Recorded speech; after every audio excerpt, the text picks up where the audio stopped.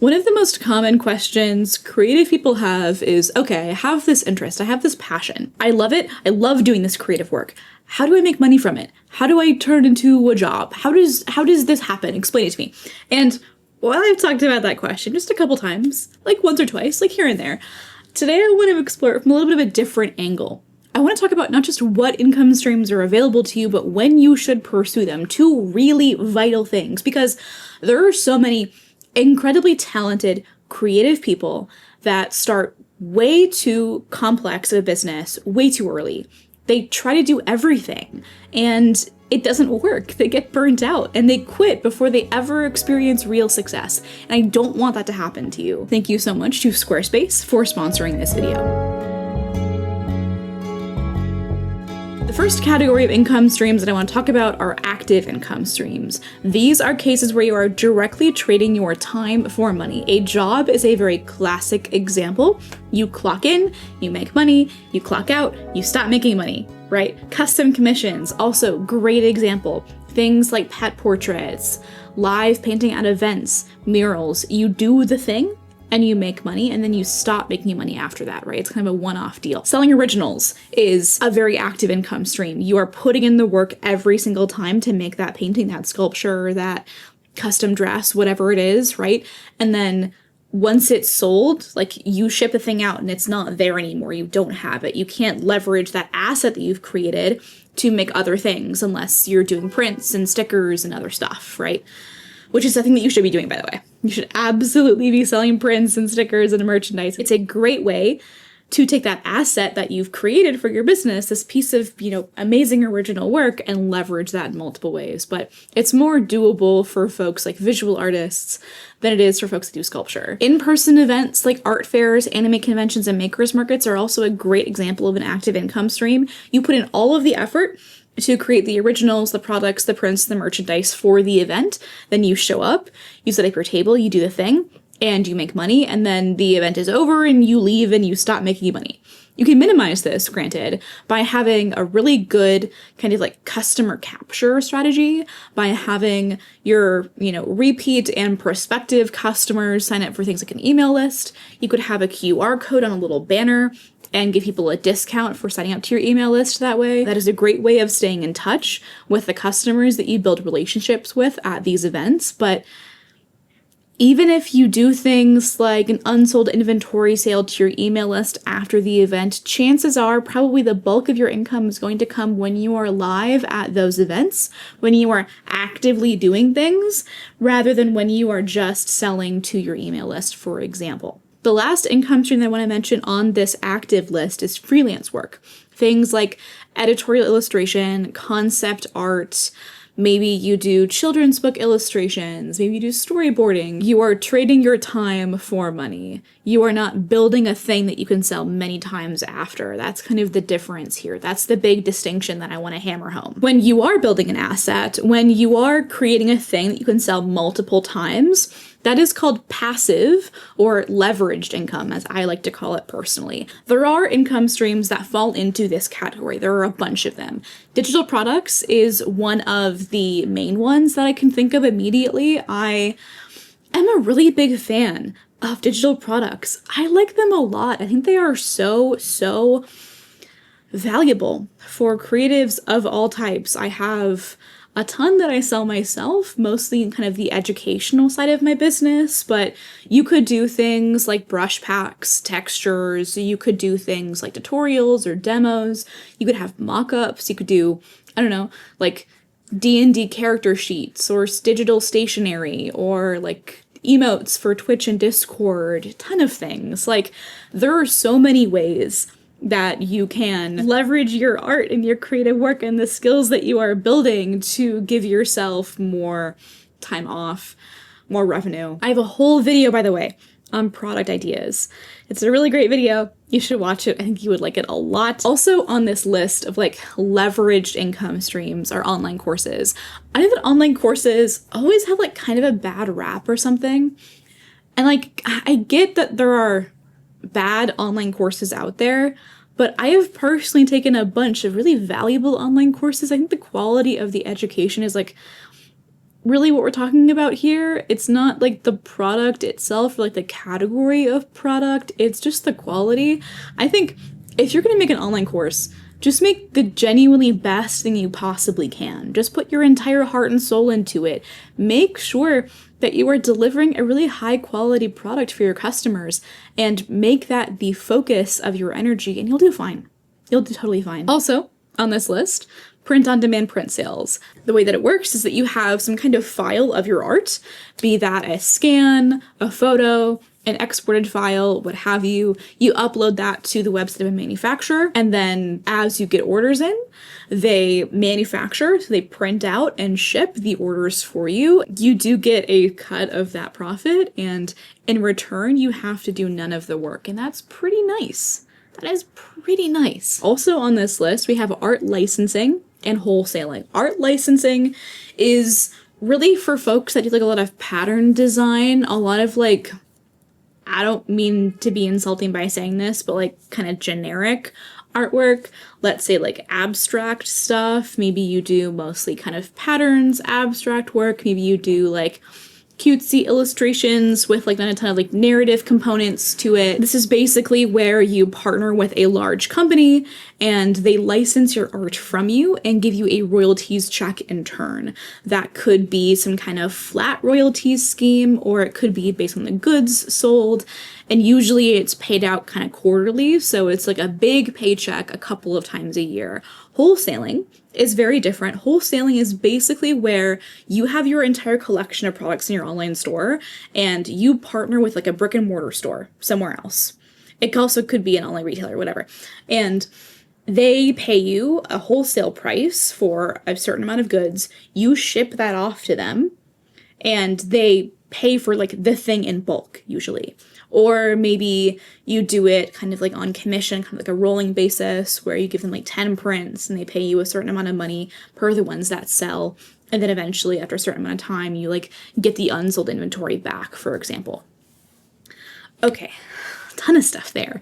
So chatty. Oh gosh, this is going to be a long one. I do want to take a moment to thank Squarespace for sponsoring this video. When I first started sharing my art online, one of the smallest but most impactful steps that I took was creating a professional website. It gave me a home base for my work that I actually owned and controlled. And Squarespace made the process incredibly simple, even when I was completely overwhelmed by all of the technical aspects of building a creative business. Whether you're just interested in sharing your art via a portfolio, or you want to start selling your work via an online store, Squarespace has all of the tools that you need to build a beautiful, professional website.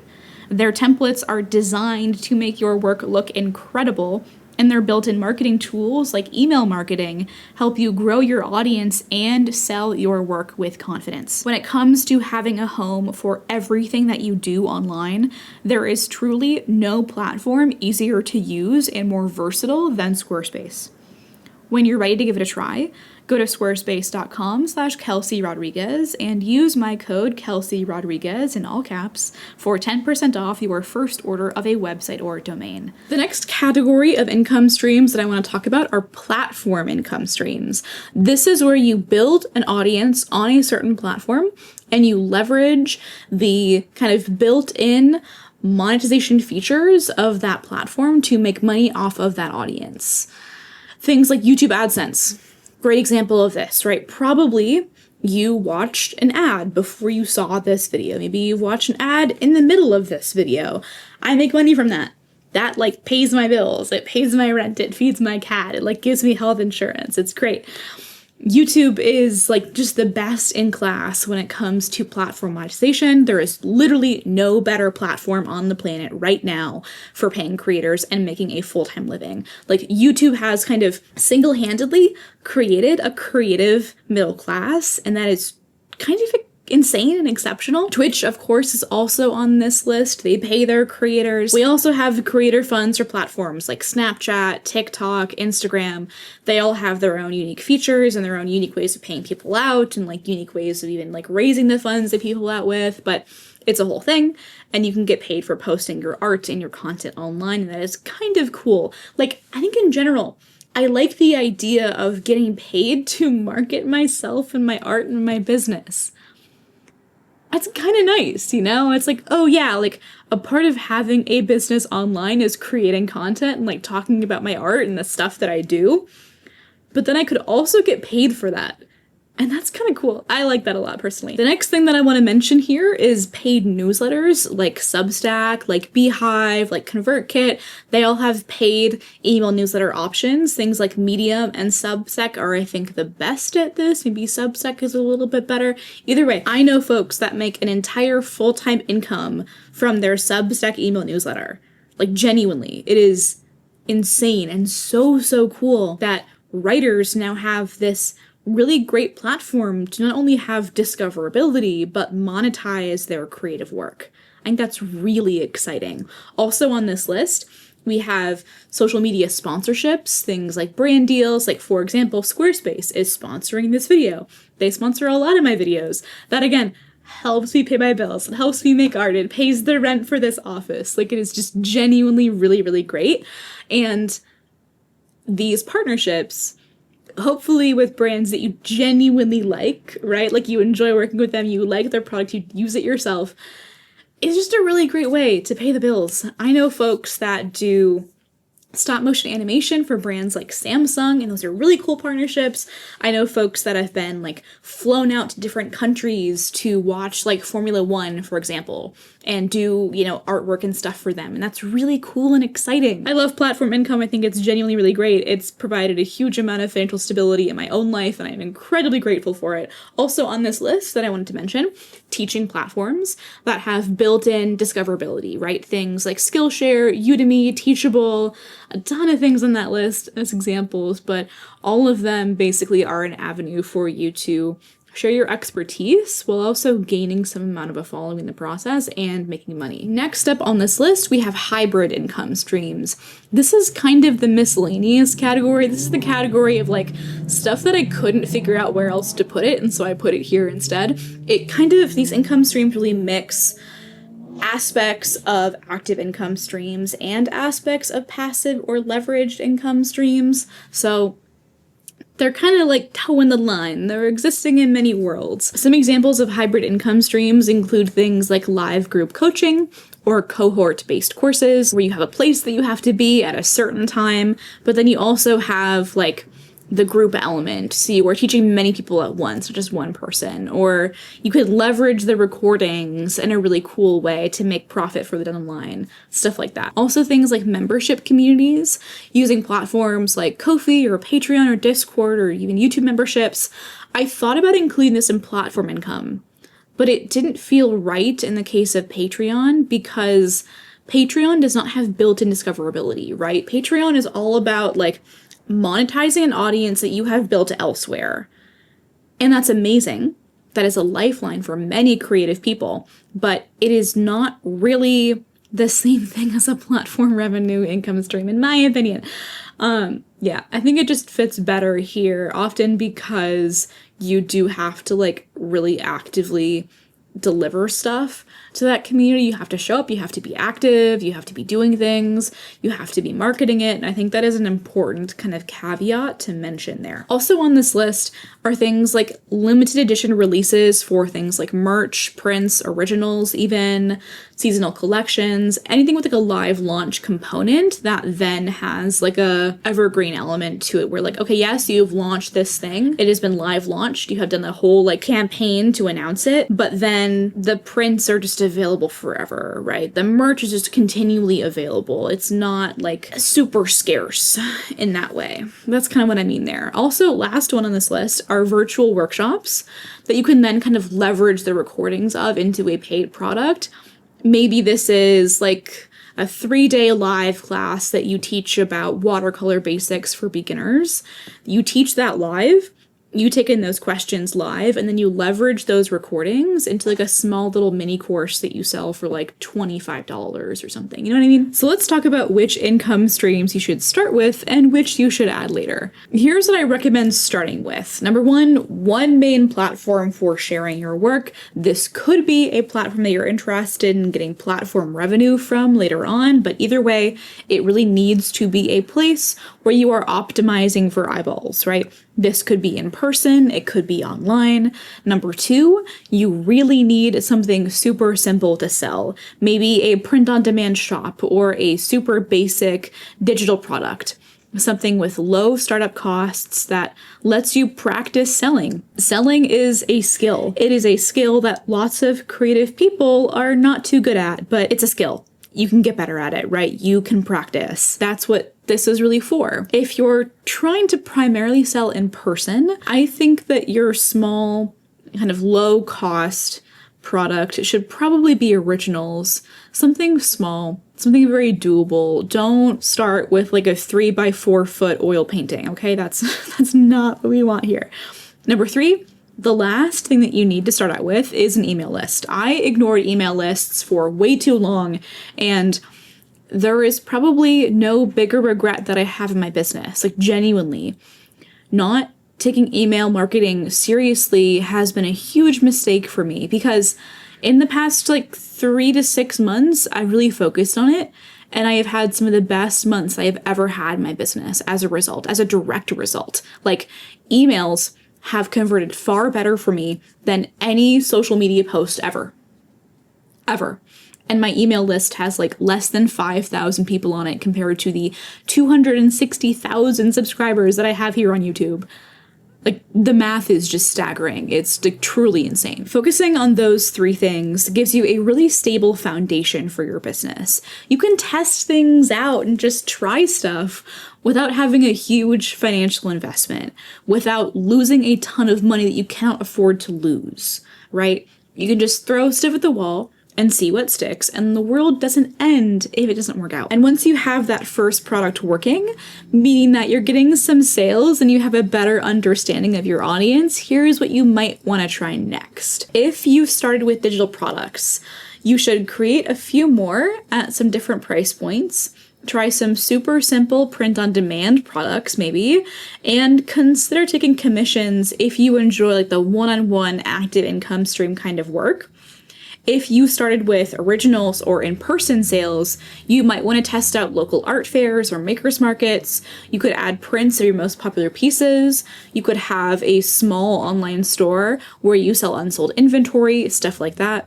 You could also have like print on demand, limited editions that you do not sell in person to kind of entice folks to your email list. You could do in-person or virtual workshops, a whole host of things, ton of options. The key is to start small and to build gradually.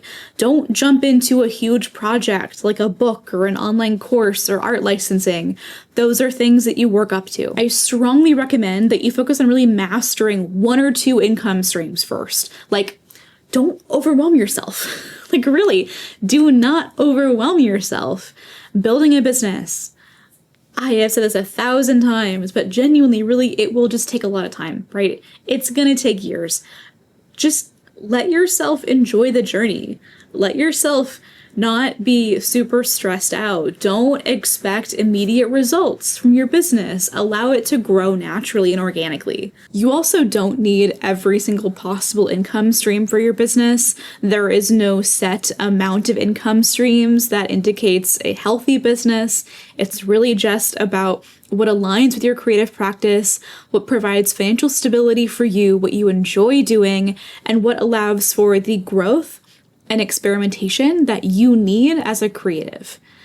That's it. That's it. If it's just digital products, all the luck in the world to you, right? Like, I wish you the best. If it's just art fairs, that's amazing. I'm glad that it works for you. Like, the whole point of learning about the theory is to assist your implementation, but don't let videos like this one stop you from starting, right? Don't let videos like this one make you feel super disheartened about a business that you really feel deep in your heart of hearts will work. Try it. Let me know how it goes.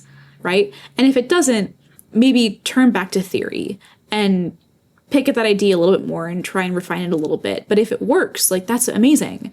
There are so many exceptions to rules like this. Like, I don't want to put you in a box. You know what I mean? Okay, so if you enjoyed this video, I did write a whole book. You can buy that. You can read it. There is a free preview available. It comes with a mini course. The mini course is currently over 2 hours long.